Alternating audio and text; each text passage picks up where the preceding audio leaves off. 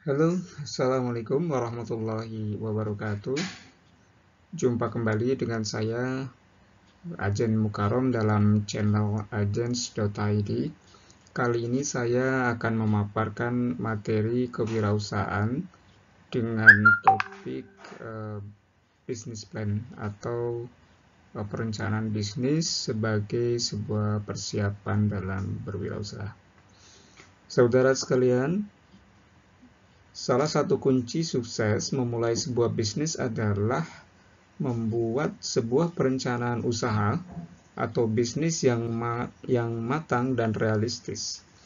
Perencanaan usaha atau bisnis sangat berguna untuk menilai apakah bisnis yang kita tekuni tersebut layak atau profitable dan berjangka panjang atau prospektif.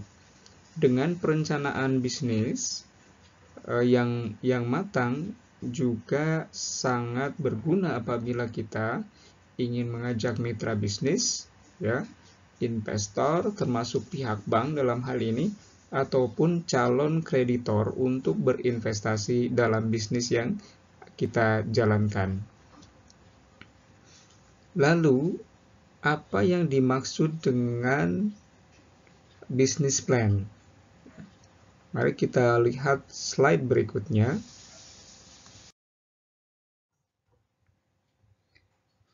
Business plan dapat diartikan sebagai a complete description of business plan before business implementation. Jadi sebuah deskripsi yang sangat lengkap, ya, berkaitan dengan rencana bisnis sebelum bisnis tersebut diimplementasikan atau dijalankan. Dengan kata lain, business plan adalah rancangan penyelenggaraan sebuah bisnis atau sebuah usaha secara menyeluruh, ya, terhadap semua aspek yang dibutuhkan dalam menjalankan usaha tersebut. Dilihat dari sisi fungsinya, business plan dapat difungsikan sebagai proposal untuk pengajuan kredit atau to propose credit application. Dalam hal ini, jika si pihak yang akan menjalankan usaha tersebut membutuhkan sumber permodalan dari pihak eksternal, maka business plan ini dapat dijadikan sebagai salah satu instrumen untuk menjelaskan rencana bisnis yang akan dijalankan. Nah, yang ketiga sebagai feasibility study, atau studi kelayakan, di mana dalam hal ini business plan, ya, dapat dijadikan sebagai instrumen penilaian, ya, bagi para investor, di mana para investor dengan membaca business plan ini dapat melihat bahwa apakah si project bisnis tersebut layak untuk didanai atau tidak, ya. Nah, ada beberapa hal yang harus kita ketahui sebelum menjalankan suatu usaha, yaitu kita harus mengetahui pasar, ya, atau know the market. Nah, peninjauan terhadap aspek pemasaran menempati bagian pertama dalam paparan rencana bisnis yang berkaitan dengan penelaahan aspek fungsional organisasi perusahaan. Hal ini merupakan penelaahan yang cukup logis, saya kira, karena sebelum perusahaan memiliki kejelasan tentang pasar mana yang akan dituju, produk apa yang akan dibuat untuk pasar sasaran tersebut, dan komponen bauran pemasaran lainnya, maka kita belum bisa melakukan perencanaan aspek-aspek lainnya, ya, seperti misalkan menentukan bahan baku yang dibutuhkan, ya, mesin yang dibutuhkan untuk kegiatan produksi, teknologi yang akan digunakan, seberapa besar modal yang diperlukan, dan berapa banyak sumber daya manusia yang dibutuhkan perusahaan, ya. Nah, adapun tahapannya, yang pertama, melakukan customer analysis, ya. Nah, kenapa kita harus melakukan customer analysis, ya, atau analisa pelanggan?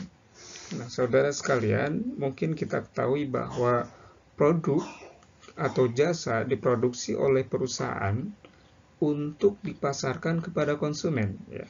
Oleh sebab itu, produk yang dibuat oleh perusahaan harus disesuaikan dengan kebutuhan konsumen, ya, karena merekalah yang akan menyerap dan membeli produk kita.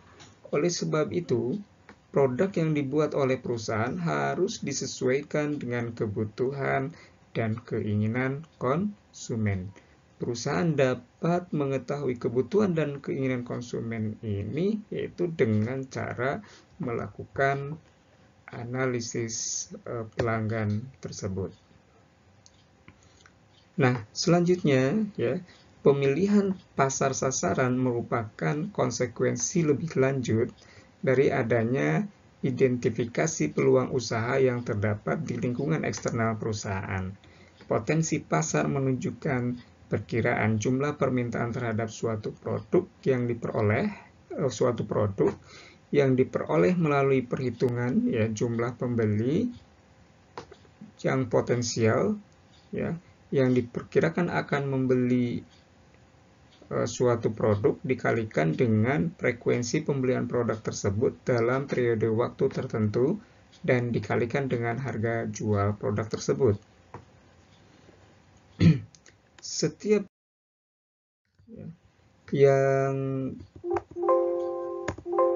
perusahaan yang menawarkan barang dan jasa kepada konsumen ya akan dihadapkan pada pesaing ya, baik pesaing yang menawarkan barang dan jasa yang sama maupun pesaing yang menawarkan barang dan jasa substitusi. Dalam hal ini yang dimaksud dengan barang dan jasa substitusi adalah barang dan jasa yang ditawarkan oleh pesaing kepada pasar sasaran yang sama, tetapi tidak memiliki kesamaan bentuk dengan barang dan jasa yang ditawarkan oleh perusahaan kita misalkan ya. Nah, meskipun demikian, produk atau jasa tersebut memiliki kesamaan fungsi dengan barang dan jasa yang ditawarkan oleh perusahaan kita ya.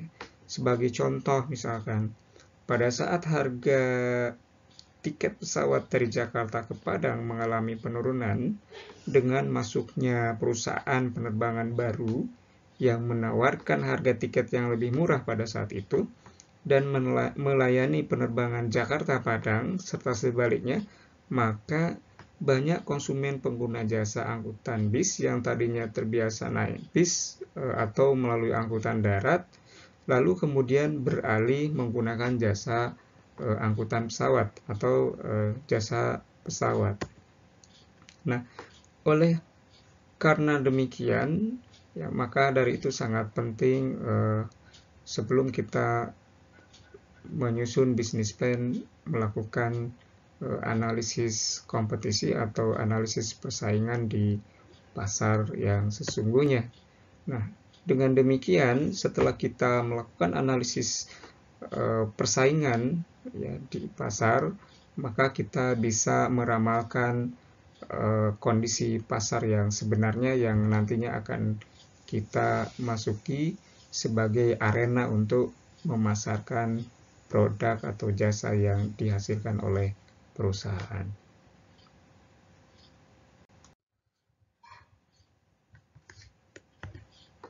Kemudian ya, di dalam pengenalan pasar kita juga perlu memahami yang namanya marketing stage ya atau tahapan pemasaran ya.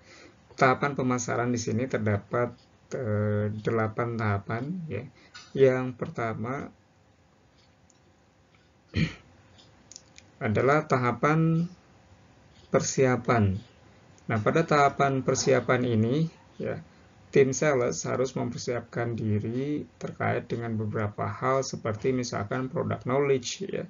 Jadi harus memahami produk yang akan dipasarkan, salesmanship gitu ya, market profile ya, serta trading term dan lain-lain. Tahapan yang kedua adalah melakukan prospecting, yaitu aktivitas untuk mencari calon konsumen potensial untuk diprospek lebih lanjut. Ya, aktivitas ini termasuk juga membagi konsumen menjadi beberapa segmen target. Nah, tahapan yang ketiga, making initial contact, yaitu pada tahapan ini melakukan aktivitas untuk mencari tahu tentang calon konsumen yang menjadi target sasaran pemasaran produk kita.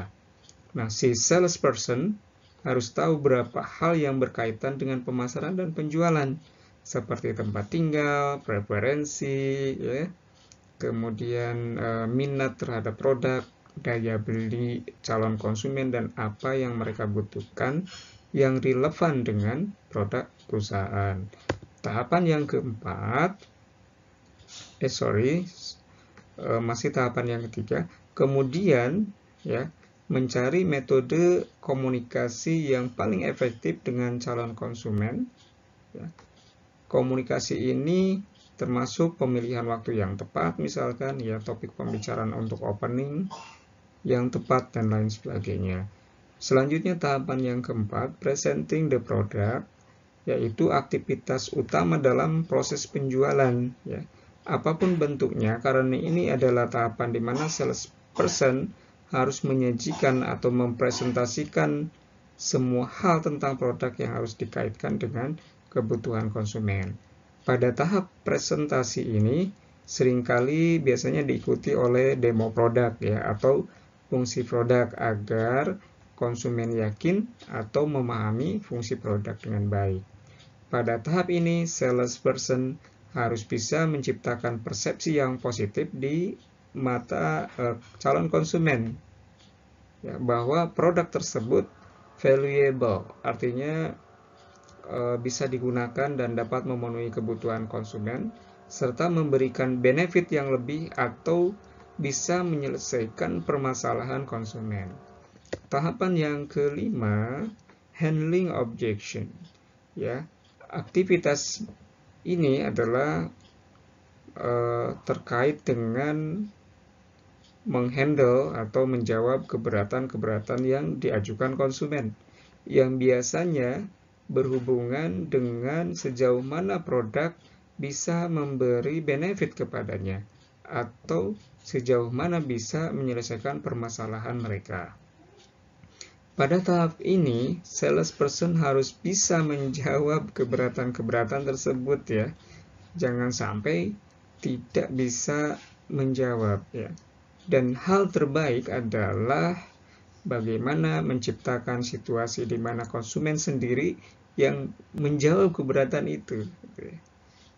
Itu yang paling baik ya. Intinya bagaimana mengubah keberatan menjadi jawaban ya, atau alasan untuk membeli produk, untuk mendapatkan benefit yang ditawarkan produk tersebut.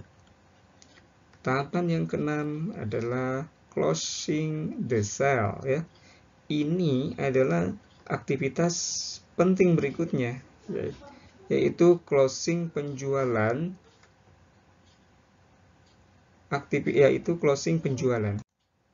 Nah, aktivitas ini menuntut kemampuan khusus dari salesperson untuk membaca sinyal-sinyal bahwa konsumen sudah tertarik dan siap membeli. Pada momen yang demikian, langkah terbaik adalah melakukan closing dengan menggunakan skrip penutup penjualan. Jika salesperson tidak bisa membaca sinyal ini, maka bisa jadi konsumen menjadi tidak tertarik dan berubah pikiran. Nah, tahapan yang ketujuh adalah suggestion selling. Ya, suggestion selling. Ya. Ini adalah di mana si salesperson menyarankan pembelian kepada konsumen yang dia prospek. Dan yang kedelapan adalah sales follow up. Ya, aktivitas ini ini yang sering dilupakan oleh salesperson ya. Aktivitas pasca penjualan ini kadang dianggap tidak penting, apalagi untuk penjualan produk yang pembelian berulangnya rendah, yang repeat ordernya rendah. Padahal ini adalah tahap yang baik untuk mengetahui bagaimana konsumen menanggapi produk kita, bagaimana tingkat kepuasan konsumen, dan yang terpenting apa saran konsumen untuk hal ini. Kemudian tujuan aktivitas after sales ini adalah untuk membangun hubungan yang baik dengan pelanggan, ya. Dengan hubungan yang baik, maka bisa jadi akan terjadi pembelian ulang yang lebih tinggi, atau pelanggan secara sukarela akan merekomendasikan produk yang dia beli ke kolega, teman, atau saudaranya. Nah, setelah perusahaan dapat merumuskan pasar sasaran dan membuat strategi bauran pemasaran, maka pertanyaan selanjutnya adalah bagaimana perusahaan menghasilkan produk yang akan dipasarkan tersebut. Dengan kata lain, perusahaan harus merumuskan produk apa yang akan diproduksi. Nah, analisis produksi menjelaskan sistem operasi bisnis kita. Misalnya, bisnis kita adalah jenis produksi atau manufaktur, ya. Perlu diketahui bagaimana proses dari penerimaan pesanan produksi, ya, distribusi barang-barang, dan sistem penagihannya. Jika bisnis kita adalah bisnis jasa, maka kita harus menuliskan dengan jelas bagaimana cara menyalurkan jasa kepada pembeli.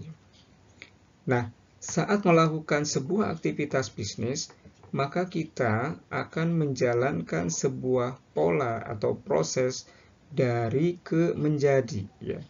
Pada tahapan ini, sebuah bisnis ditantang untuk dapat menghasilkan produk, baik barang maupun jasa, untuk kemudian dijual kepada konsumen sesuai dengan target pasar yang sudah kita tetapkan.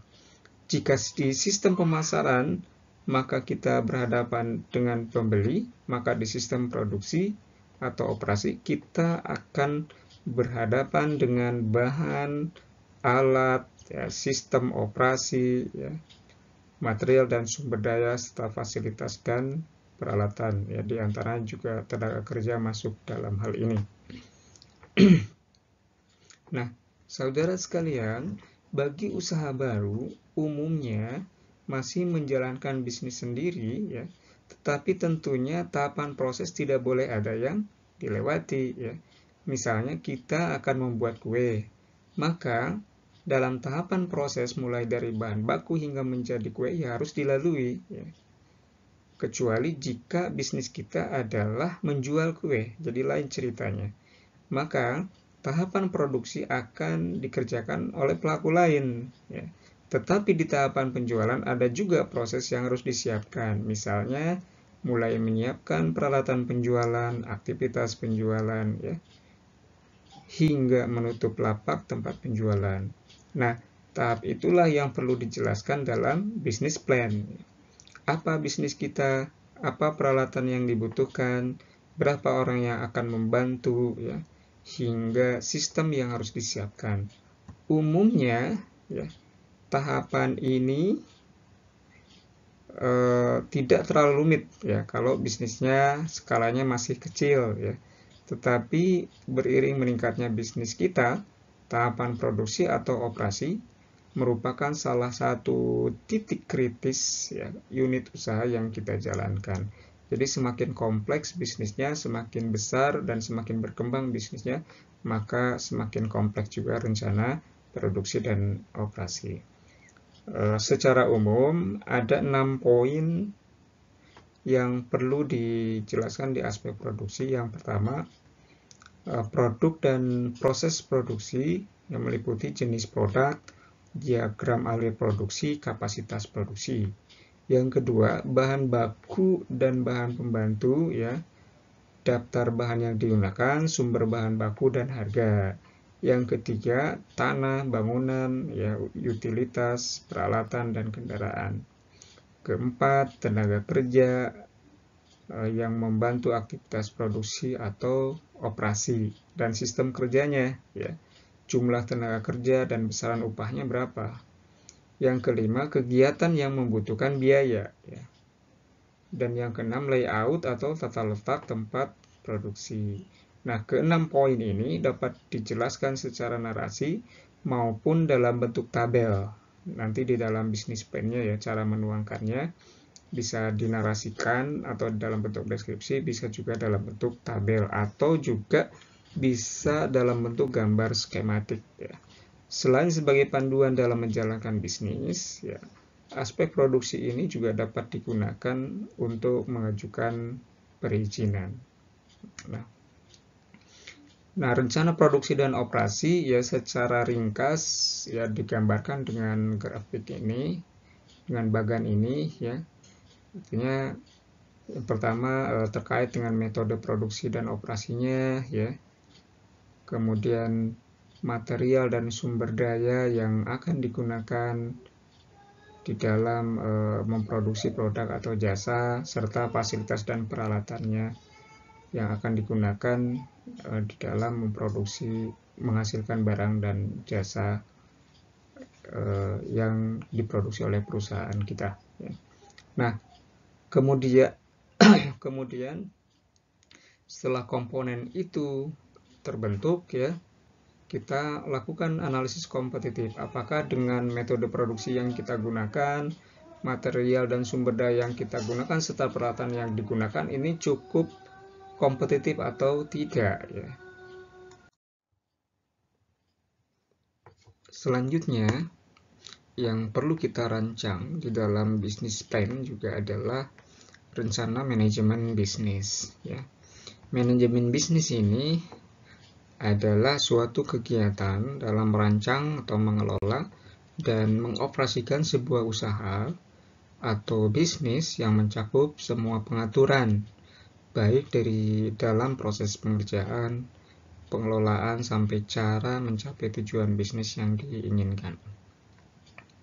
Nah, dimulai dari fungsi-fungsi operasional yang antara lain masuk dalam fungsi operasional ini adalah planning ya, perencanaan, organizing, pengaturan ya, penempatan, kemudian staffing terkait dengan rekrutmen sumber daya manusia dan juga kualifikasi yang dibutuhkan ya, directing, lalu siapa yang nanti akan memimpin, dan juga controlling atau pengendalian.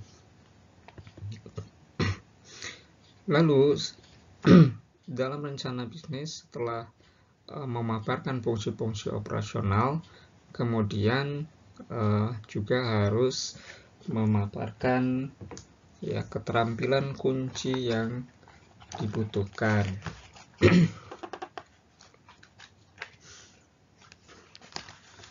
Nah, keterampilan kunci yang dibutuhkan ini terkait dengan sumber daya manusia dan desain pekerjaan atau human resource and job design.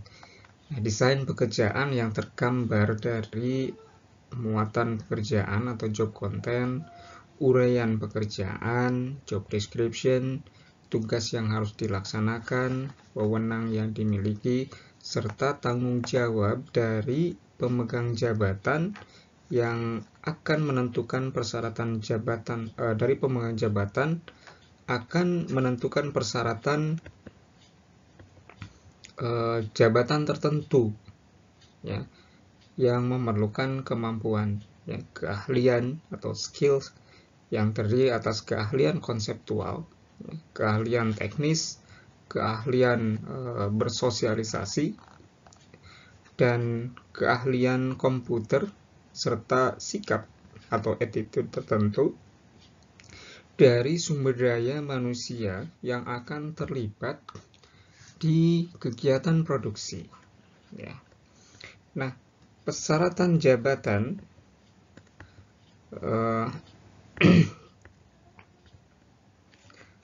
persyaratan jabatan akan menentukan ya, kualifikasi sumber daya manusia yang akan direkrut oleh perusahaan di satu sisi, dan akan menentukan biaya atau gaji, tunjangan, dan insentif di sisi yang lainnya.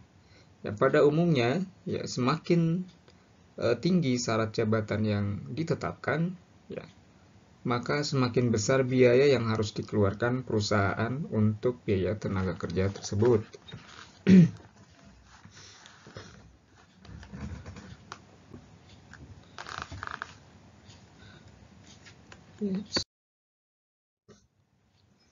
Ya, petunjuk perencanaan, petunjuk penyusunan bisnis plan. Ya. Nah, yang pertama, dalam bisnis plan harus memuat mission statement.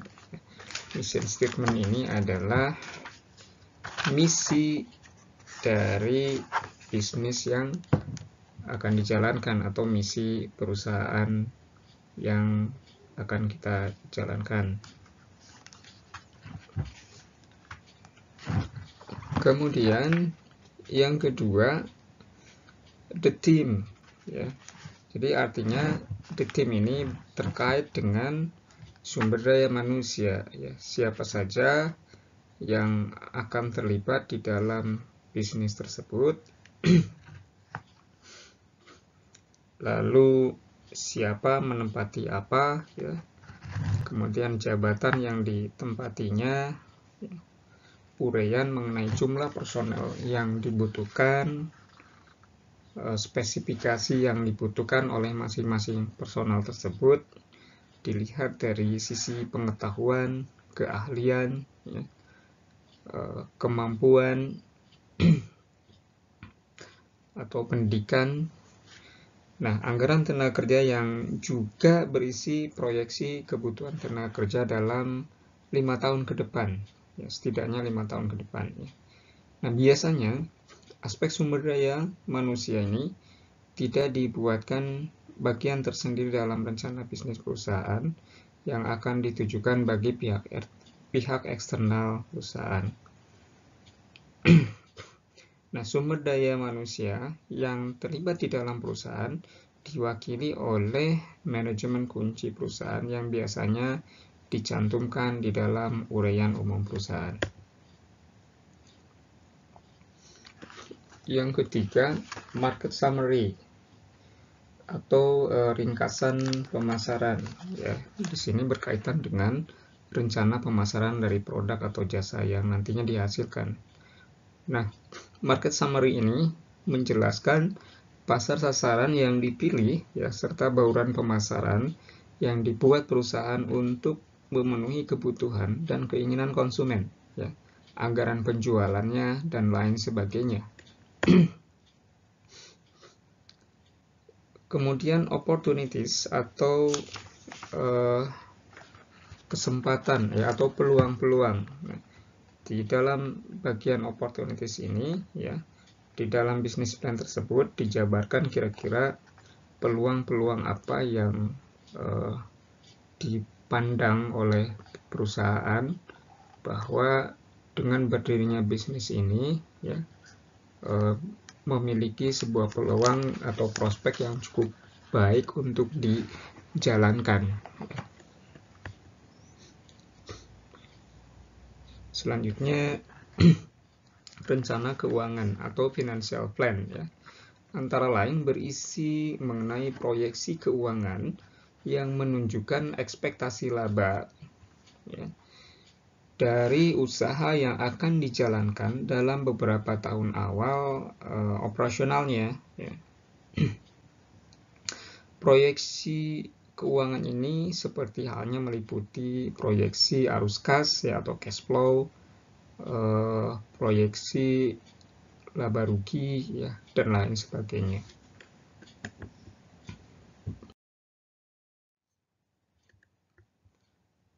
Bagian selanjutnya adalah goals and objective. Jadi di sini menggambarkan, mendeskripsikan tujuan apa yang ingin dicapai perusahaan, ya, berikut strategi untuk mencapai tujuan tersebut. Jadi tidak hanya sekedar menetapkan tujuannya, ya, akan tetapi juga mencantumkan strategi yang ingin yang akan dilakukan untuk mencapai tujuan tersebut.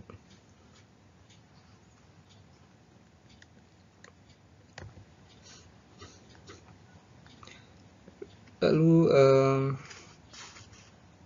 competition atau analisis bersaing, ya, analisis persaingan. Jadi di sini mendeskripsikan, ya, mengenai bagaimana tingkat kompetisi, ya, berdasarkan hasil analisa sebelum bisnis plan ini dibuat, ya. Tingkat kompetisi dengan produk atau dengan industri yang sama, ya, yang ada di pasar yang akan dimasuki sebagai target pemasaran dari produk yang akan dihasilkan. Jadi dideskripsikan di bagian itu. Kemudian yang selanjutnya bisnis konsep. Nah, konsep bisnisnya seperti apa, ya? Itu juga harus dideskripsikan secara detail.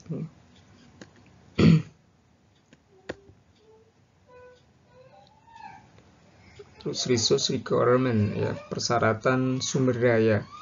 Yang namanya sumber daya, jadi tidak hanya sumber daya manusia saja, gitu ya, tapi juga termasuk sumber daya lain yang mendukung berjalannya kegiatan usaha tersebut. Kemudian risk and reward, ya. Jadi di sini menggambarkan resiko-risiko utama yang dihadapi oleh usaha yang akan dijalankan di masa yang akan datang, ya, atau di masa depan, dan bagaimana antisipasi yang dilakukan perusahaan untuk menghadapi risiko tersebut di masa yang akan datang. Nah, dan yang terakhir adalah key issue. Di sini pada bagian ini memuat, ya, isu-isu penting, ya, yang berkaitan dengan kondisi usaha pada saat bisnis plan itu akan disusun, atau juga termasuk isu yang berkaitan dengan isu-isu di masa yang akan mempengaruhi terhadap bisnis yang dijalankan di masa yang akan datang. Nah, itu kira-kira, ya, outline dari bisnis plan sebagai panduan, ya, apa saja sih poin-poin atau judul-judul yang harus dimuat di dalam bisnis plan, ya. Di sini juga saya ingin menghadirkan contoh lain yang lebih sederhana, ya, dari cara penyusunan bisnis plan tersebut.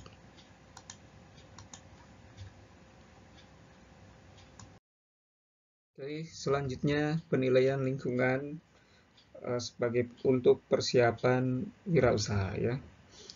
Nah, saudara sekalian, lingkungan bisnis dapat diartikan sebagai segala sesuatu yang mempengaruhi sebuah aktivitas bisnis dalam suatu lembaga, organisasi, atau perusahaan. Nah, faktor lingkungan ini, ya, dapat dibagi menjadi dua kategori, yaitu faktor dari dalam perusahaan dan faktor yang berasal dari luar perusahaan atau disebut dengan lingkungan eksternal. Oleh karena itu, lingkungan bisnis atau lebih dikenal dengan istilah business environment juga diklasifikasikan menjadi dua macam, yaitu lingkungan internal dan lingkungan eksternal. Nah, lingkungan internal atau internal environment merupakan faktor di dalam perusahaan yang dapat mempengaruhi sebuah aktivitas bisnis. Secara sederhana, faktor dalam lingkungan internal ini terdiri dari sumber daya atau bahan baku, ya, atau resource, lalu kapabilitas perusahaan atau capability, dan core competencies atau keahlian utama perusahaan. Nah, lingkungan eksternal atau external environment merupakan faktor di luar perusahaan yang dapat mempengaruhi sebuah aktivitas bisnis. Secara sederhana, faktor dalam lingkungan eksternal terdiri dari threat of new entries, ya, atau ancaman produk serupa, lalu threat of substitute threat of substitute product, ya, ancaman produk pengganti. Di sana ada bargaining power of customer, daya tawar dari pelanggan atau konsumen. Bargaining of power of supplier, daya tawar supplier, serta intensity of competitive rivalry, atau menjawab tantangan pesaing bisnis.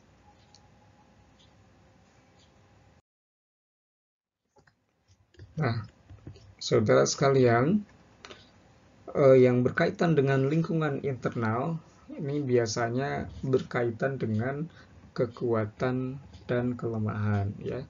Di antaranya bisa dikelompokkan ke dalam 3 kelompok. Yang pertama struktur, yaitu komunikasi, otoritas, dan tata kerja perusahaan sendiri. Ya, kemudian budaya, dalam ini harapan, nilai-nilai perusahaan, serta tujuan perusahaan. Dan yang ketiga adalah sumber daya, ya, terdiri dari aset keuangan, fasilitas, skill, serta fungsional. Nah, yang termasuk ke dalam lingkungan eksternal ini berkaitan dengan peluang dan ancaman, ya, dari luar. Di antaranya terdiri dari stakeholders, ya, pemerintah, ya, produsen, masyarakat lokal, kompetitor, pelanggan, kreditor, serikat pekerja, ya, asosiasi, special interest group, ya. Nah, pemantauan terhadap kondisi lingkungan ini merupakan kegiatan yang ditujukan untuk memeriksa kondisi lingkungan luar maupun lingkungan internal suatu kegiatan usaha. Ya, lingkungan luar terdiri dari berbagai kondisi sosial, ya, baik yang bersifat peluang maupun yang dapat menjadi ancaman bagi kegiatan usaha yang terdapat di luar organisasi usaha tersebut, ya. Dan tentunya lingkungan sosial ini tidak dapat dikendalikan oleh perusahaan atau si pengusaha. Nah, kondisi dan konfigurasi sosial variabel ini akan menentukan situasi lingkungan luar yang harus dihadapi oleh kegiatan usaha, ya. Lingkungan luar ini terdiri dari 2 bagian, yaitu lingkungan tugas dan lingkungan sosial itu sendiri, seperti ditunjukkan pada gambar ini. Nah, adapun yang meliputi lingkungan tugas, ya, mencakup elemen-elemen atau kelompok-kelompok yang secara langsung bisa mempengaruhi ataupun dipengaruhi kegiatan utama. Nah, lingkungan tugas mencakup elemen-elemen atau kelompok-kelompok yang secara langsung bisa mempengaruhi ataupun dipengaruhi kegiatan utama organisasi seperti pemegang saham, ya, pemerintah, kelompok khusus, pelanggan, kreditor, masyarakat lokal, asosiasi perdagangan, pesaing, serikat pekerja, serta supplier.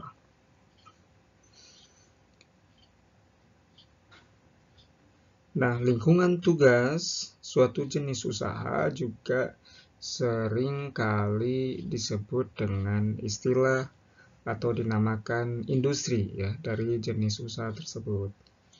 Nah, lingkungan sosial mencakup berbagai kekuatan yang bersifat umum, ya, dan tidak secara langsung berpengaruh terhadap kegiatan jangka pendek perusahaan. Walaupun demikian, ya, dalam jangka panjang berbagai kekuatan ini bisa terasa pengaruhnya, ya. Seperti misalkan tingkat pendidikan masyarakat, ya, pendapatan per kapita, dan sebagainya. Lingkungan internal terdiri dari social variable yang bisa berupa kekuatan maupun kelemahan, ya, dan terdapat di dalam perusahaan yang biasanya relatif dapat dikendalikan oleh perusahaan. Nah, variabel-variabel ini akan menentukan corak situasi dalam perusahaan ya ketika perusahaan tersebut menjalankan kegiatannya. Situasi tersebut dibangun oleh struktur kegiatan usaha, corak budaya, dan jenis sumber yang tersedia. Nah, struktur kegiatan usaha ini menunjukkan cara yang biasa dijalankan di dalam mengelola usaha ya, ditinjau dari aspek-aspek komunikasi, otoritas, dan aliran kegiatan ya, serta tergambarkan pada skema organisasi biasanya seperti itu.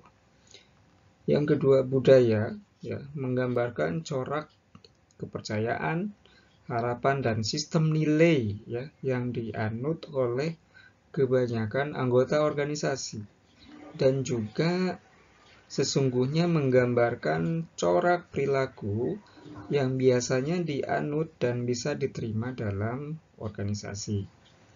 Nah, sumber daya terdiri dari berbagai aset yang dimiliki dan digunakan untuk mengubah bahan mentah atau input menjadi sebuah output. Ya, dalam hal ini bisa berupa produk ataupun jasa. Berbagai jenis sumber antara lain mencakup sumber daya manusia, kemampuan manajerial, aset keuangan, fasilitas produksi, keterampilan, serta berbagai jenis kemampuan lainnya. Selanjutnya, tinjauan makro, ya, lingkungan ekonomi dan lingkungan usaha. Ya. Saudara sekalian, ya, penelaahan terhadap kondisi lingkungan secara makro perlu dilakukan terhadap ya lingkungan ekonomi secara keseluruhan dan kondisi lingkungan usaha dari kegiatan yang dijalankan. Ya. Lingkungan ekonomi, ya, kondisi atau corak dari lingkungan ekonomi ini ya sangat besar sekali pengaruhnya terhadap keberhasilan maupun kegagalan dari suatu usaha yang baru dimulai. Akan tetapi, ya, kenyataan di lapangan menunjukkan bahwa entrepreneur pada umumnya hanya menaruh sedikit perhatian ya terhadap usaha untuk menelaah ya apakah lingkungan ekonomi yang dihadapi sesungguhnya mendukung ataupun merupakan ancaman terhadap usaha yang dijalankannya. Di lapangan ya kerap kali dijumpai pengusaha atau calon pengusaha yang berani menanamkan modalnya tanpa penelaahan lingkungan ekonomi secara memadai terlebih dahulu. Nah, sesungguhnya ya penelaahan yang memadai terhadap kondisi lingkungan ekonomi bisa membantu para pengusaha ataupun calon pengusaha untuk memahami kondisi yang dihadapi agar tidak terjebak pada situasi yang menyulitkan. Ya. Terdapat beberapa pertanyaan penting yang sebaiknya dipelajari apabila pengusaha atau calon pengusaha bermaksud untuk memulai sebuah usaha baru ya, antara lain ya seperti apa kondisi ekonomi negara tempat usaha baru akan dimulai ya. Jangan sampai terjebak seperti sekarang misalkan. Tentu pada saat ini ya kalau kita berinvestasi menanamkan modal di negeri ini adalah ataupun di dunia merupakan saat yang kurang tepat karena kenapa? Lingkungan ekonomi serta kebijakan pemerintah saat ini iklimnya sedang kurang mendukung terhadap iklim investasi karena adanya wabah COVID-19 misalkan.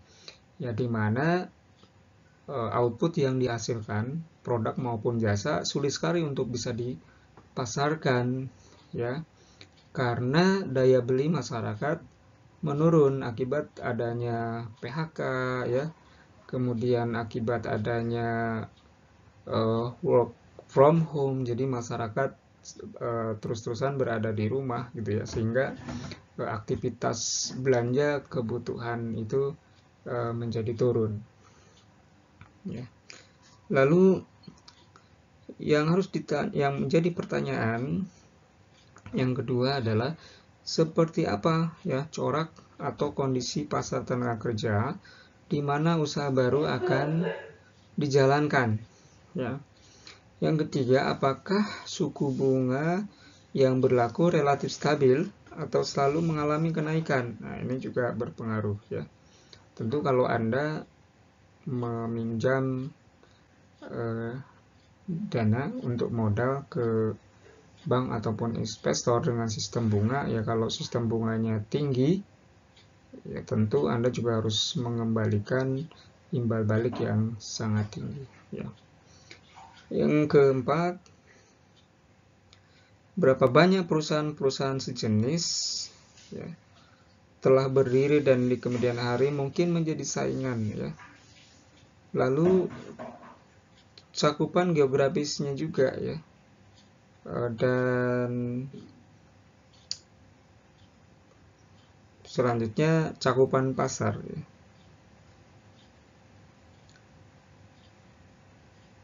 Kebijakan pemerintah serta tingkat persaingan. Kebijakan pemerintah saya kira tadi sudah sedikit disinggung di awal ya.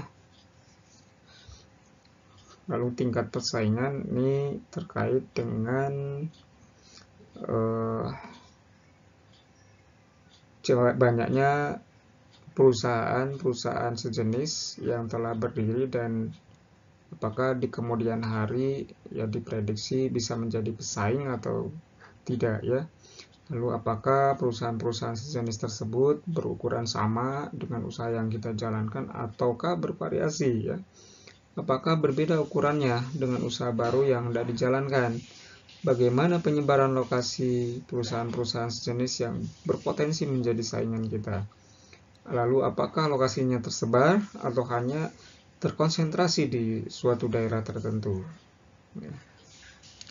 Kemudian dari sisi market share-nya, apakah perusahaan-perusahaan sejenis tersebut cenderung hanya melayani pasar lokal ya, atau juga melayani daerah lain ya. Apakah ada perusahaan sejenis yang melakukan ekspor? Apakah memang terdapat peluang untuk memasarkan produk yang dihasilkan di pasar luar negeri ya. Itu saya kira beberapa pertanyaan-pertanyaan penting yang bisa dijadikan dasar analisa terhadap kondisi lingkungan ekonomi. Lalu dilihat dari aspek kebijakan pemerintah, adakah peraturan-peraturan pemerintah yang mungkin berpengaruh terhadap jenis usaha yang akan dijalankan?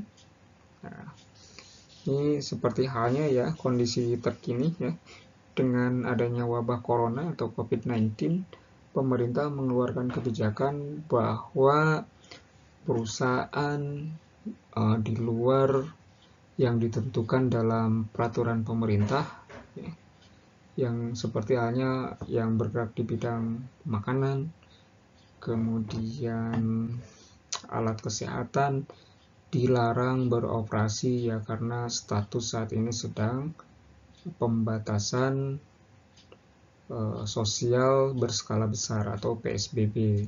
Maka dari itu ya, aturan tersebut tentu dilihat dari sisi investasi sangat tidak menguntungkan karena kenapa? Ya otomatis si perusahaan akan berhenti beroperasi. Ya. Jadi saya kira itu ya beberapa hal yang menjadi pertanyaan penting ya dari aspek lingkungan ekonomi. Nah, jawaban dari beberapa pertanyaan ini ya akan memberikan gambaran awal tentang usaha yang dijalankan dan juga corak lingkungan ekonomi yang akan dihadapi.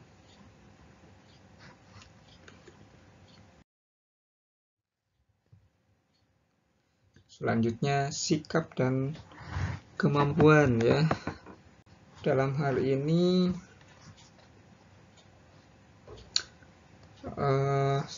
entrepreneur yang akan memulai usaha baru perlu menyadari bahwa diperlukan sikap dan keterampilan tertentu agar memiliki kemampuan untuk membaca kondisi lingkungan ekonomi. Beberapa karakteristik yang dianggap paling penting diantaranya adalah pengusaha atau calon pengusaha perlu memiliki pemahaman yang luas mengenai pengaruh lingkungan luar, terutama elemen-elemennya yang mungkin berpengaruh terhadap usaha yang hendak dijalankan. Yang kedua, pengusaha atau calon pengusaha perlu memiliki kemampuan untuk menafsirkan dan menerjemahkan pengaruh luar menjadi pola pengelolaan ataupun pola pengambilan keputusan yang tepat dalam menjalankan usaha. Perumusan pola dan pengelolaan ataupun pola pengambilan keputusan yang tepat ini perlu bertumbuh pada pemahaman yang holistik, yang menyeluruh terhadap kegiatan maupun jenis kegiatan dalam usaha yang dijalankan. Yang ketiga, pengusaha dan calon pengusaha perlu memiliki kemampuan negosiasi yang handal, dan juga kompromi untuk menyelesaikan berbagai jenis konflik, dalam hal ini konflik kepentingan yang terjadi karena berbagai jenis konstituen ternyata memiliki sasaran maupun nilai sosial yang berbeda. Dan yang keempat, pengusaha atau calon pengusaha perlu memiliki kecerdasan intelektual yang memadai untuk mempelajari dan memahami berbagai permasalahan dan perkembangan yang terjadi di masyarakat. Pengusaha atau calon pengusaha ini perlu memiliki kemampuan berpikir jernih agar dapat menghadapi berbagai permasalahan yang terjadi. Selanjutnya, bagaimana memahami lingkungan aturan pemerintah atau kebijakan, Nah, saudara sekalian, perusahaan tentu perlu mentaati peraturan dan undang-undang yang berlaku di tempat perusahaan itu menjalankan kegiatan usahanya. Karena itu, ongkos-ongkos yang diperlukan itu ongkos-ongkos yang perlu dikeluarkan oleh perusahaan maupun besarnya keuntungan yang dapat diperoleh bisa dipengaruhi oleh perubahan-perubahan peraturan pemerintah yang berlaku di daerah tersebut.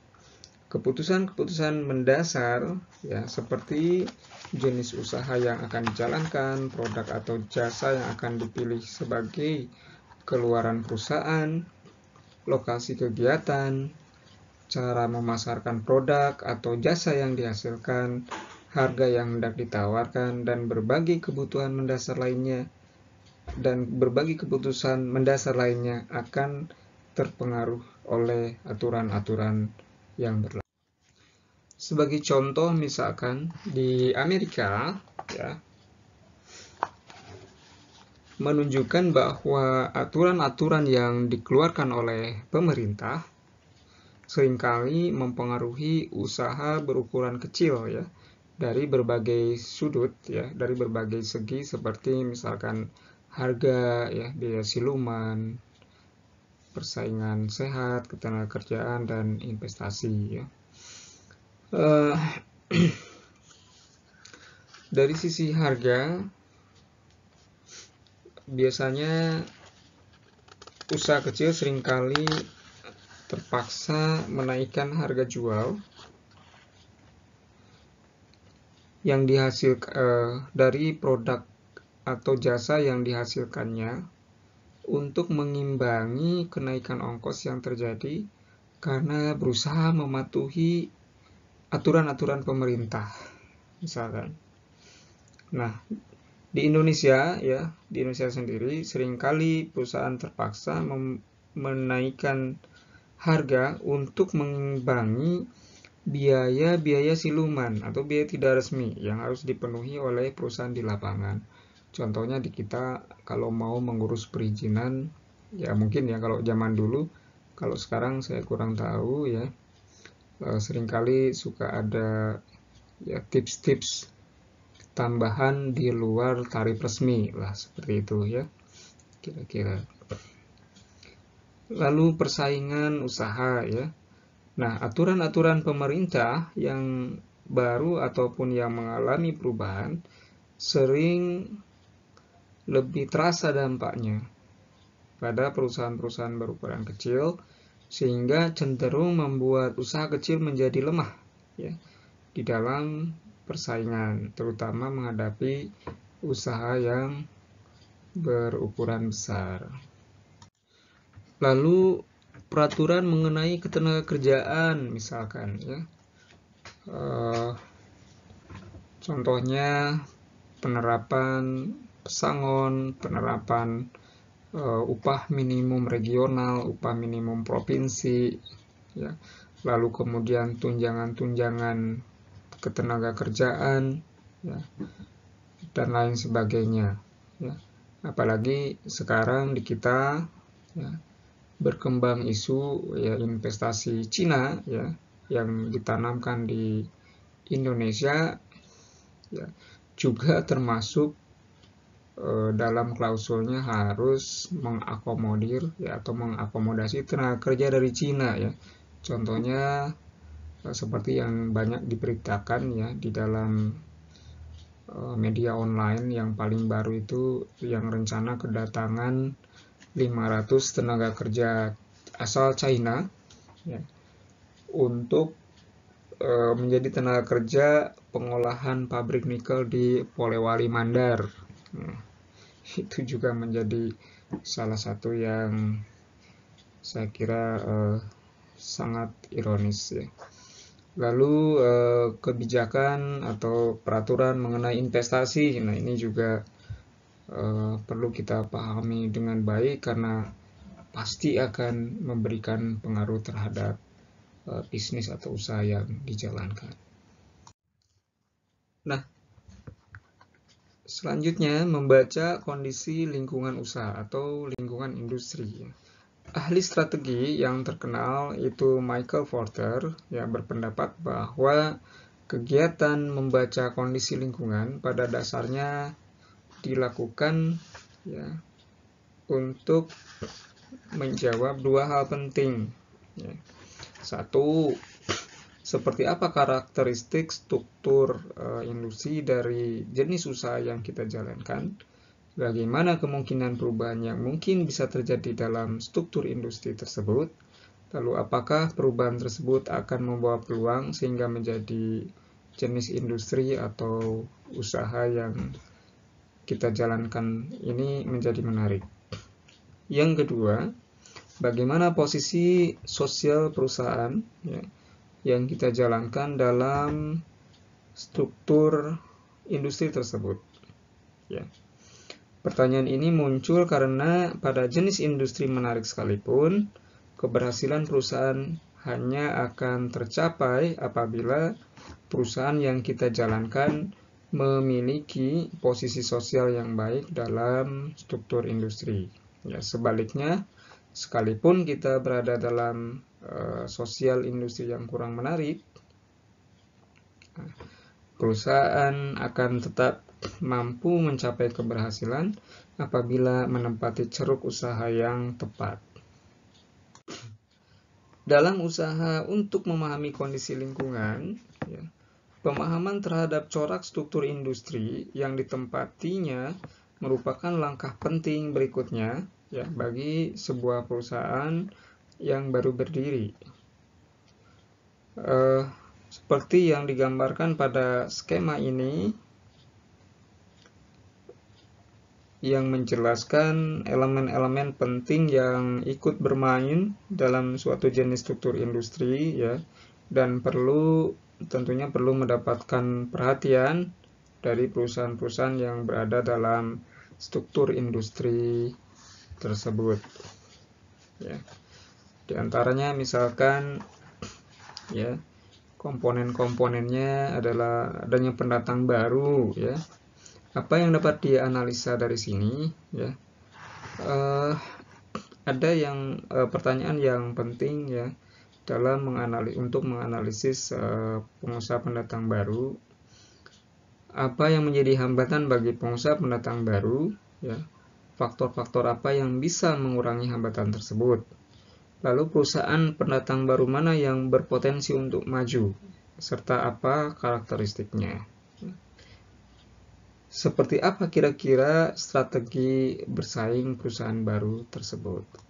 Dari sisi pemasok, nah, yang bisa dianalisa adalah perusahaan mana yang menjadi pemasok, lalu seberapa besar ukurannya, ya, bagaimana tingkat kepadatannya, seberapa terkonsentrasi jenis usaha yang dijalankan, berapa peran output pemasok yang dibeli oleh sekian persen pembeli misalkan.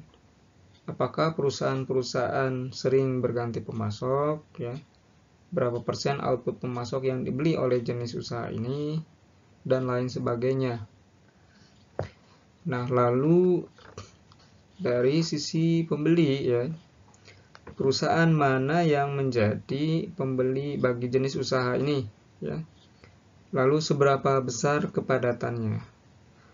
Kemudian seberapa cepat tumbuhnya permintaan secara keseluruhan per segmen.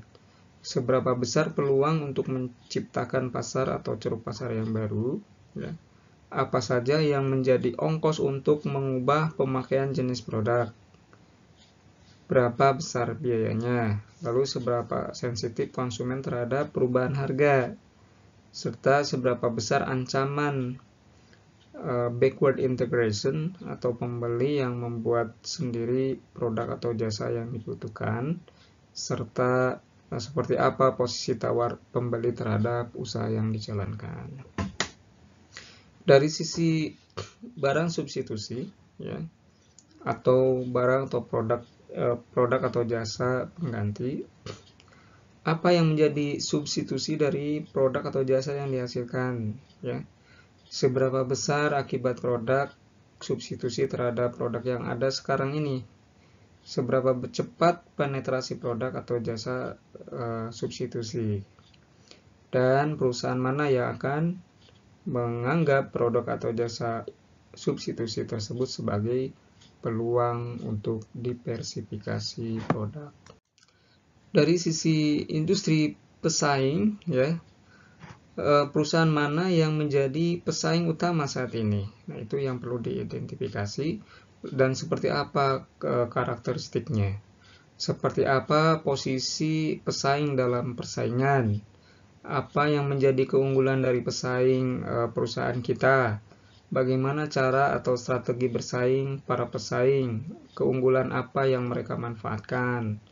Lalu bagaimana corak persaingan ya? Apakah kejam, tenang, diam-diam ya? Lalu bagaimana cara untuk melakukan diferensiasi serta seberapa kompetitif jenis usaha yang kita jalankan. Adakah pesaing yang berusaha mengubah struktur industri?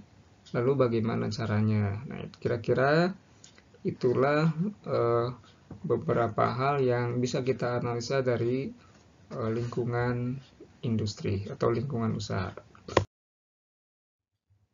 Nah, sementara itu dilihat dari karakteristiknya ya, ciri-ciri dari industri ini meskipun berlainan dan juga tingkat atau kecepatan perkembangannya berbeda-beda ya, industri baru yang sedang tumbuh biasanya secara umum memiliki karakteristik yang identik ya atau sama ya. Di antaranya adalah adanya ketidakpastian teknologi ya atau technological uncertainty ya. Pada industri yang masih sedang tumbuh, biasanya teknologi yang digunakan juga belum cukup ajak begitu ya, karena relatif masih baru dan juga sedang tumbuh. Jadi belum sepenuhnya dipahami ya konfigurasi produk atau jasa yang paling baik. Dan juga belum sepenuhnya dipahami jenis teknologi yang paling efisien untuk menghasilkan produk atau jasa tersebut. Nah, penggunaan masing-masing jenis teknologi dalam praktek juga belum dikuasai sepenuhnya, ya. Karena itu dalam pertumbuhan industri seringkali terjadi ketidakpastian teknologi. Ciri yang kedua adalah ketidakpastian strategi, ya. Karena tadi teknologinya masih berubah-ubah, maka corak strategi yang digunakan juga masih dalam taraf coba-coba gitu ya, untuk menemukan strategi yang paling baik bagi perusahaan. Nah, pada saat awal pertumbuhan, biasanya perusahaan-perusahaan pada suatu sosial industri yang sedang tumbuh ya akan menggunakan pendekatan atau strategi yang berbeda-beda ya dalam penetapan posisi produk atau jasa yang dihasilkan, dalam penetapan harga ya, dalam penetapan ragam produk, dan juga dalam pemilihan jenis teknologi yang digunakan. Nah, karakteristik selanjutnya ya, pembeli pemula ya. Jadi pembeli produk atau jasa yang dihasilkan oleh industri yang baru tumbuh ya adalah pembeli pemula ya. Mereka merupakan pembeli pertama kali. Karena itu fungsi marketing bertugas untuk mengusahakan agar pembeli bersedia mengganti produk atau jasa dengan produk atau jasa yang dihasilkan perusahaan, atau mengusahakan agar pembeli bersedia mencoba produk atau jasa yang baru yang dihasilkan oleh perusahaan kita. Yang keempat, horizon waktu yang pendek. Pada industri yang baru tumbuh, muncul tekanan untuk menumbuhkan konsumen bagi produk atau jasa yang dihasilkan, ataupun untuk mampu menghasilkan produk atau jasa yang sesuai dengan permintaan pasar. Secara tergesa-gesa dan cenderung lupa untuk melakukan analisa terhadap kondisi masa depan ya. Pemikiran jangka panjang mengenai pertumbuhan perusahaan seringkali diabaikan dalam hal ini. Selanjutnya adalah hambatan untuk masuk ya. Pada industri yang sedang atau baru tumbuh, seringkali terdapat beberapa hambatan untuk masuk bagi pengusaha pendatang baru. Hambatan yang sering muncul pada umumnya berkaitan dengan keterbatasan pengusaha baru pada aspek seperti teknologi, jaringan distribusi, ya, bahan baku, pengalaman, dan pengelolaan risiko.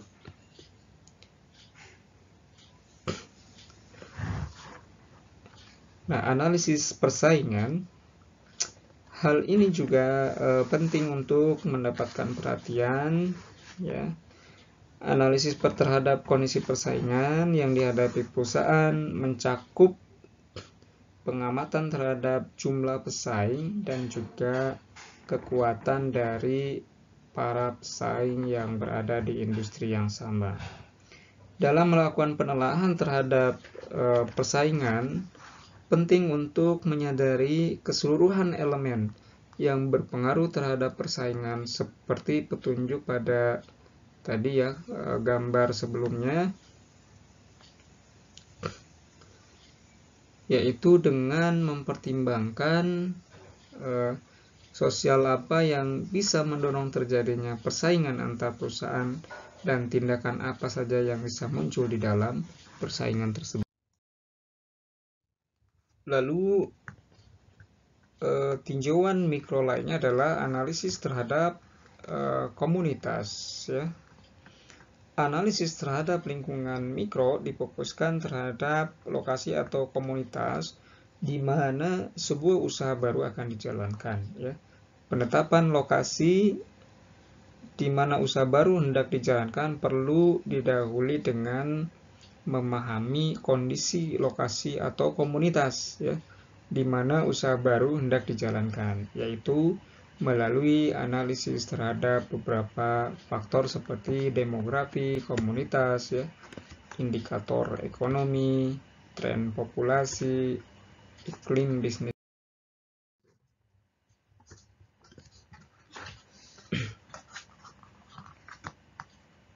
Nah, ukuran kepercayaan dan kepantasannya bisa dilihat dari 5 indikator ini, ya, kedekatan wirausaha dengan masyarakat, dan apakah perusahaan yang didirikan di suatu lokasi memberikan dampak yang khusus atau dampak positif maupun negatif ke masyarakat, kemampuan khusus dalam berhubungan dengan masyarakat, ya, apakah didukung oleh masyarakat, serta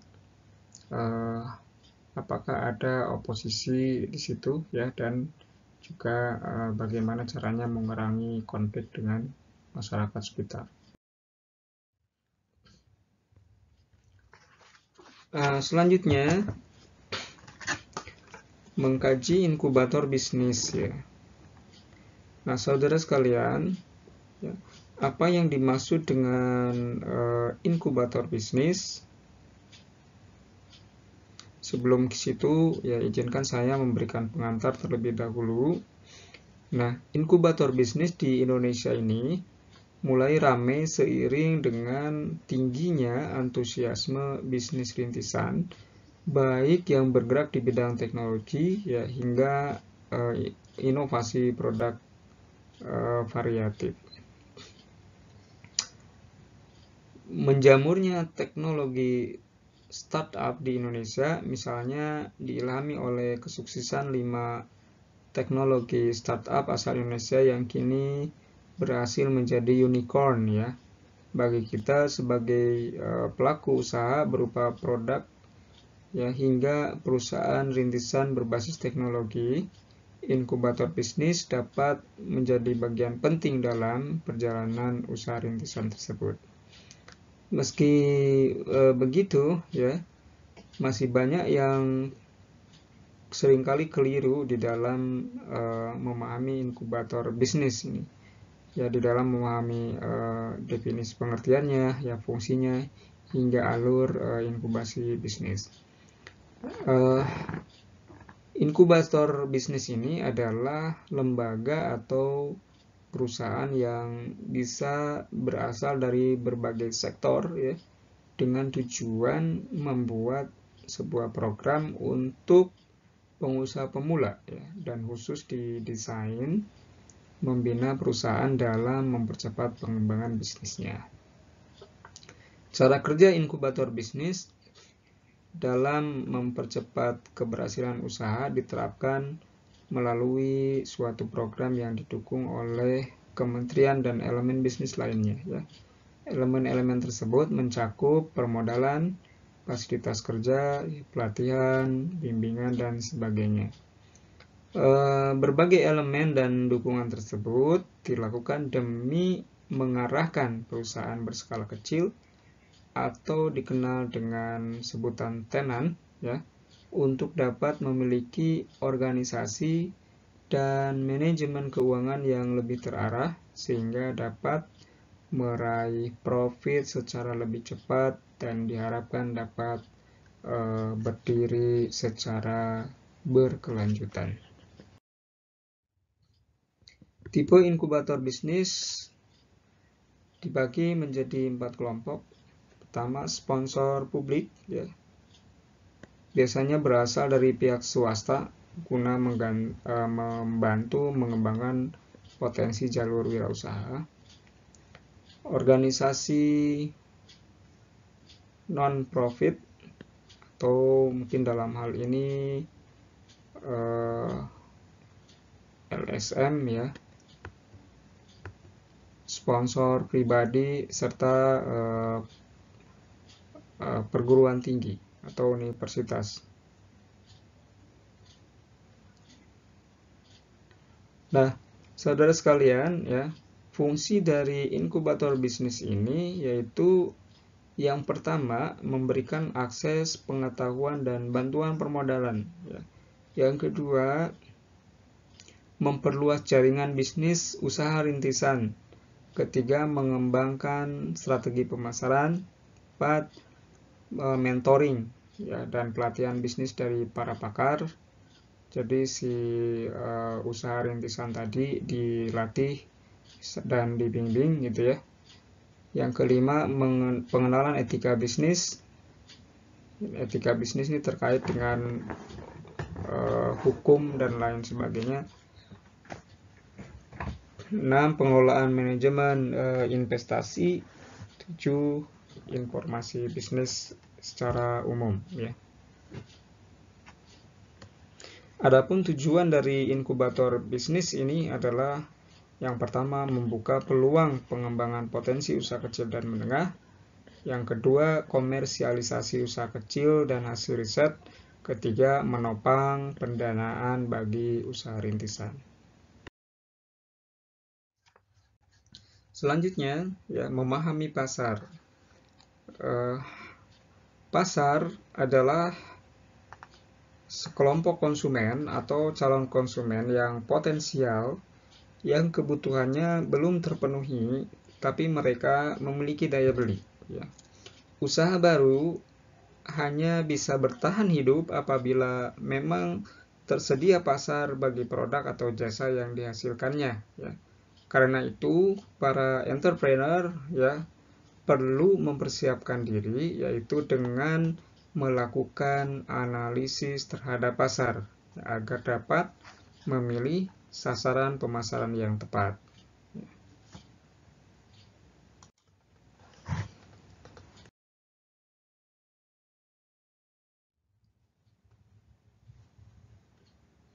Salah satu langkah analisis pasar yang dapat dilakukan yaitu dengan melakukan riset pemasaran, ya, di mana tahapan dari riset pemasaran tersebut meliputi perumusan tujuan, ya. Yang kedua, menentukan sasaran riset. Yang ketiga, mengumpulkan data primer dan sekunder serta mengembangkan instrumen penelitian pasar. Kuesioner merupakan instrumen dasar untuk mengarahkan peneliti maupun responden dalam suatu riset pemasaran, ya. Sehingga dengan demikian, kuesioner perlu dirancang secara cermat sebelum digunakan. Ada beberapa hal berikut yang perlu dipertimbangkan di dalam penyusunan daftar pertanyaan, ya. Yang pertama, pastikan pertanyaan-pertanyaan yang digunakan sesuai dengan tujuan dan sasaran yang spesifik. Kedua, tempatkan pertanyaan yang sederhana di awal, ya, dan yang lebih sulit di akhir. Ketiga, hindari pertanyaan-pertanyaan yang bias, artinya tidak menimbulkan makna yang ambigu, ya. Keempat, berikan petunjuk yang singkat di dalam menjawab. Jadi harus diberikan penjelasan ringkas dan jelas pada kuesioner. Kelima, ya, jika memungkinkan, gunakan pertanyaan berskala daripada pertanyaan ya atau tidak, ya, untuk mengukur intensitas frekuensi pengalaman. Nah, setelah data yang diperlukan terkumpul, ya, selanjutnya data tersebut ya perlu diolah agar bisa menjadi bermanfaat, ya. Data dalam jumlah yang besar seringkali hanya berupa kumpulan fakta yang tidak berarti dan perlu ditafsirkan terlebih dahulu sebelum bisa menarik kesimpulan. Untuk mengelompokkan dan menyederhanakan data ya, agar lebih mudah dipahami dan digunakan, biasanya ya digunakan tabel, ya, diagram, grafik, atau metode-metode grafis lainnya.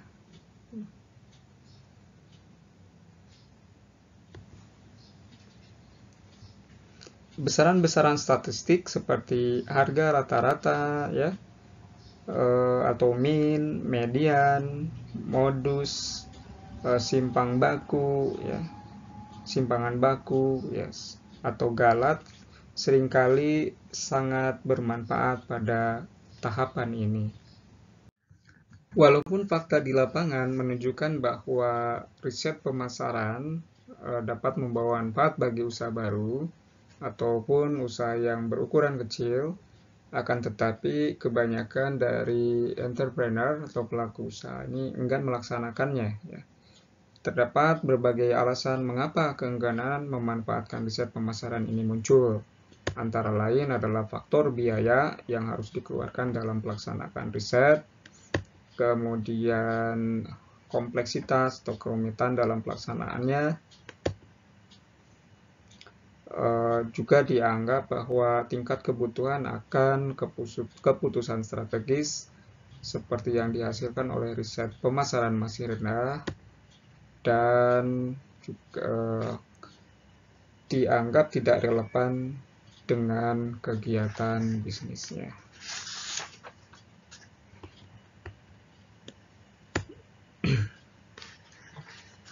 Nah, saudara sekalian, pemasaran yang efektif dibangun melalui 3 elemen utama, yakni falsafah, segmentasi pasar, dan perilaku konsumen. Ya. Sebuah perusahaan baru perlu mengintegrasikan ketiga elemen tersebut dalam pengembangan konsep pemasarannya maupun dalam memutuskan pilihan pendekatan yang akan digunakan untuk menaklukkan pasar. Ya. Pendekatan semacam ini akan membantu dalam merumuskan tahapan-tahapan yang akan dilalui dalam memasarkan produk atau jasa yang dihasilkan. Nah, falsafah pemasaran yang dianut biasanya terdapat 3 jenis, ya, yang biasa dianut oleh usaha yang relatif baru, yaitu pemasaran yang dikendalikan oleh produksi atau production driven, lalu pemasaran yang dikendalikan oleh penjualan atau sales driven, dan pemasaran yang dikendalikan oleh konsumen atau consumer driven. Nah, falsafah pemasaran yang dikendalikan produksi biasanya didasarkan pada anggapan bahwa jika perusahaan mampu melaksanakan kegiatan produksi secara efisien, maka pemikiran mengenai pemasaran bisa ditetapkan kemudian. Produksi mendapat perhatian utama dari perusahaan, ya, sementara perhatian terhadap pemasaran akan mengikuti kondisi yang terjadi pada produksi.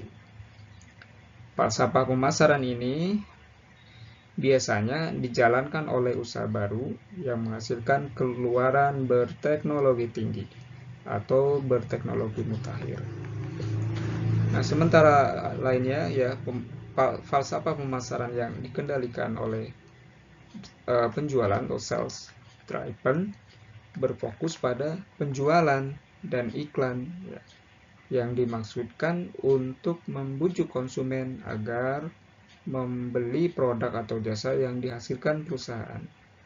Ya, jika terdapat persediaan produk atau jasa yang berlebihan, maka biasanya falsafah sejenis ini yang digunakan, ya, seperti yang biasa dianut oleh dealer mobil biasanya. Yang ketiga, falsafah pemasaran yang dikendalikan oleh konsumen. Biasanya didasarkan pada studi yang berusaha menemukan preferensi, keinginan, dan kebutuhan konsumen sebelum produksi benar-benar dilaksanakan. Dengan demikian, produk atau jasa yang dihasilkan betul-betul disesuaikan dengan kebutuhan konsumen. Dengan demikian, riset pemasaran memegang peranan penting untuk lebih memahami di mana dan siapa yang merupakan pasar bagi perusahaan, ya, dan juga bagaimana strategi yang sesuai untuk memanfaatkan pasar tersebut. Dari ketiga jenis falsafah pemasaran tadi, pendekatan yang didasarkan pada konsumen biasanya merupakan yang paling efektif. Ada 3 faktor utama yang mempengaruhi pilihan falsafah pemasaran yang dianut oleh sebuah perusahaan. Yang pertama, adanya tekanan persaingan. Kedua, latar belakang wirausaha. Dan 3, fokus jangka pendek. Nah, intensitas persaingan seringkali memaksa perusahaan untuk mengadopsi falsafah baru. Contohnya, persaingan yang kuat akan membuat banyak entrepreneur mencoba mengembangkan pemasaran yang berorientasi kepada konsumen, dengan tujuan agar memiliki kelebihan dibanding para pesaingnya. Sebaliknya, tingkat persaingan yang rendah cenderung membuat entrepreneur tetap menganut falsafah pemasaran yang didominasi produksi. Karena mereka meyakini bahwa apa yang dihasilkan akan dapat dijual. Faktor yang kedua, latar belakang wirausaha. Jenis keterampilan dan kemampuan para entrepreneur sangatlah beragam. Sebagian memiliki latar belakang di bidang pemasaran, sedangkan sebagian lainnya justru dibesarkan pada aspek produksi. Nah, latar belakang yang dimiliki ini akan berpengaruh terhadap pilihan falsafah pemasaran yang dianut. Yang ketiga, pandangan jangka pendek. Seringkali falsafah yang berorientasi pemasaran lebih diminati karena pemikiran jangka pendek yang menganggap bahwa terjadinya penumpukan produk merupakan hal yang jelek, sehingga muncul dorongan untuk segera bisa menjual produk tersebut. Pendekatan seperti ini memang bisa meningkatkan volume penjualan, sehingga banyak entrepreneur cenderung tertarik untuk menggunakannya. Tetapi seringkali permasalahannya adalah bersifat seperti banting harga gitu, dan mengabaikan preferensi konsumen, sehingga dalam jangka panjang cenderung akan merugikan. Nah, salah satu dari ketiga falsafah pemasaran ini bisa mendorong usaha baru untuk meraih keberhasilan. Tetapi penting untuk diperhatikan bahwa dalam jangka panjang, falsafah pemasaran yang berorientasi konsumen biasanya merupakan yang paling berhasil. Pendekatan ini berfokus pada kebutuhan, preferensi, dan juga kepuasan konsumen, sehingga bisa sesuai bagi pengguna produk atau jasa yang ditawarkan.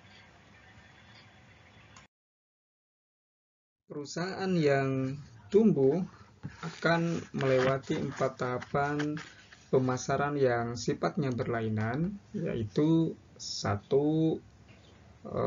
tahap 1 entrepreneurial marketing, di mana pada tahapan ini menggunakan strategi berupa pengembangan atau usaha untuk menemukan ceruk pasar dengan tujuan agar perusahaan mendapatkan tempat yang relatif mudah guna memasarkan hasil produksinya, dan sasaran yang hendak dicapai adalah mendapat kepercayaan pasar.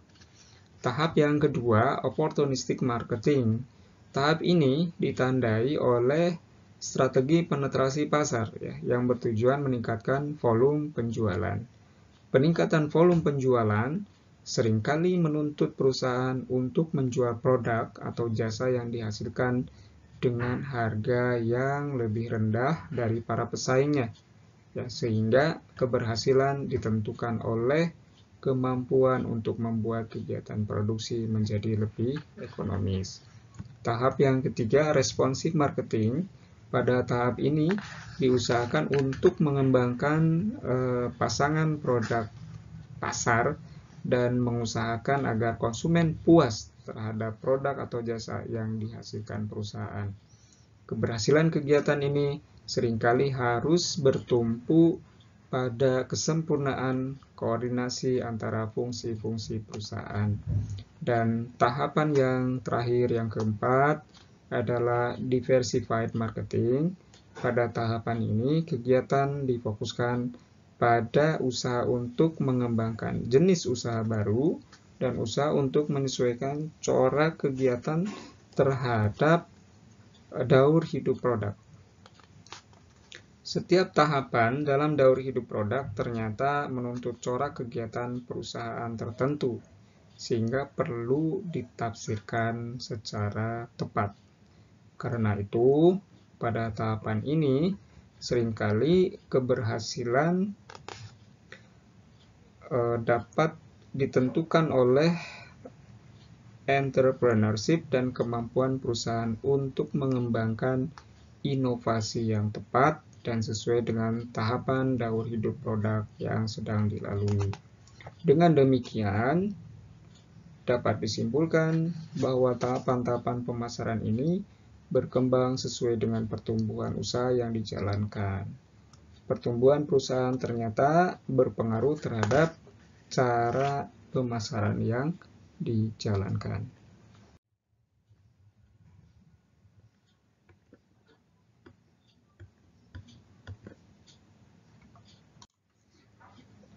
Telemarketing merupakan penggunaan komunikasi melalui telepon untuk menjual barang-barang langsung kepada konsumen. Telemarketing ini merupakan cara yang relatif mudah untuk dimanfaatkan oleh entrepreneur. Ya. Penggunaan telemarketing semakin meningkat sehingga akhirnya berkembang sistem telemarketing otomatis yang memungkinkan jangkauan yang lebih luas. Adapun kerugian dari telemarketing adalah biasanya gaji dan komisi yang rendah. Jadi teknik penggunaan yang buruk bisa menggagalkan strategi telemarketing, ya, misalnya karena kebiasaan karyawan yang buruk seperti tidak ramah, tidak jujur, dan lain-lain yang sebenarnya bisa dihilangkan melalui pelatihan. Lalu terjadinya persaingan ataupun kerjasama yang buruk antara tenaga telemarketing dengan tenaga penjual yang langsung di lapangan. Karena itu, perlu dikembangkan komunikasi dan koordinasi yang baik antara kedua kelompok ini sehingga tidak menimbulkan kekecewaan bagi konsumen. Dan selanjutnya, pekerjaan sebagai telemarketing ini merupakan pekerjaan yang monoton, ya, sehingga biasanya memiliki turnover yang tinggi atau pergantian staf yang terus berganti-ganti, ya. Pekerjaan menghadapi telepon juga seringkali dianggap sebagai pekerjaan yang tidak bergengsi, ya.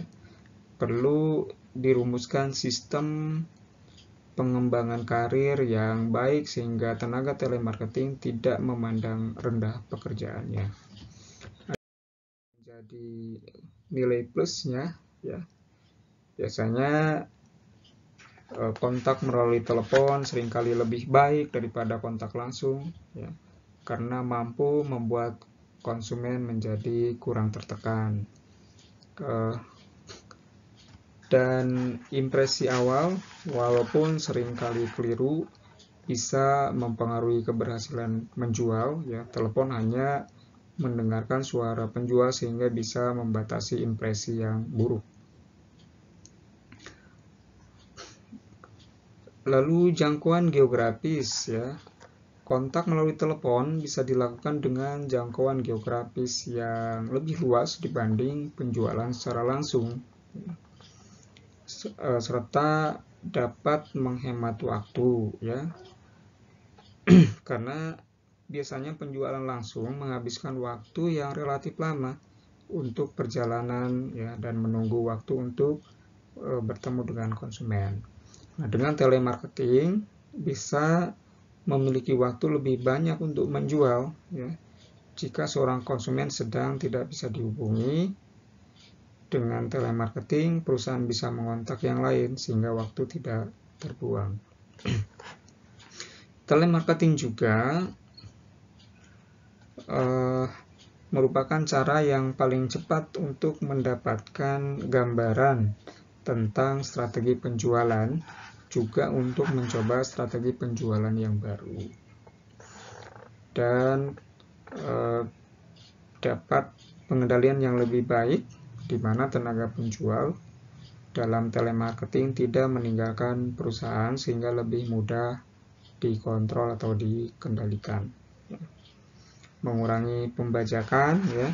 Tenaga penjual dalam telemarketing jarang meninggalkan perusahaan, ya, sehingga tidak sering bertemu langsung dengan konsumen ataupun dengan tenaga penjual dari perusahaan pesaing, ya, sehingga jarang menerima tawaran untuk pindah bekerja.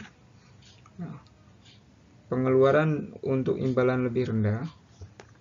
Tenaga penjualan dalam telemarketing biasanya tidak memerlukan imbalan yang relatif lebih rendah dibanding tenaga penjualan yang bergerak di lapangan. Maksudnya tidak memerlukan imbalan yang relatif tinggi, ya. Serta ongkos keseluruhan menjadi rendah sehingga bisa lebih hemat.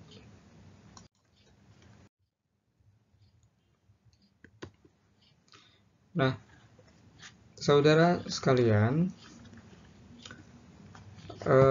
internet bagi wirausaha, seberapa penting keberadaan internet bagi seorang wirausaha? Nah, perlu dipahami bahwa internet bisa membantu strategi pemasaran sebuah perusahaan baru melalui berbagai cara, ya. Internet bisa membantu perusahaan baru untuk meningkatkan kehadirannya di pasar.